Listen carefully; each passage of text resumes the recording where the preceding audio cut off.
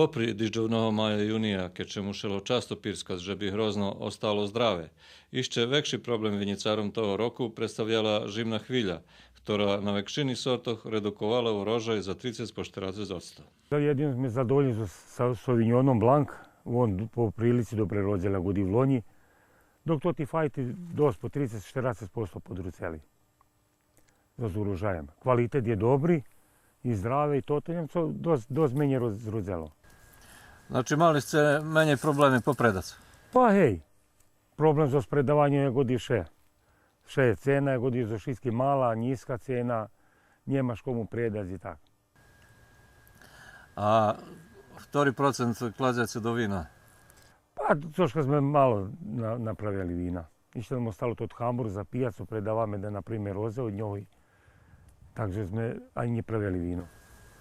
Znači, ani Hamburg nie ide na pijacu? Pa, Hamburg ide na pijacu. To smo skoro raspredali šicko.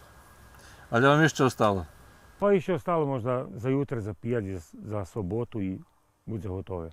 Cena hrozna na veliko bar niska, ta vekši zarobok može očekovat zlem totih, ktorí predavajú na pijacu. Vše vekši problem i po jedna z robotnikov, bo veli ľudze z toho kraju pošli robiť do Horvátskej, gdje je lepší zarobok.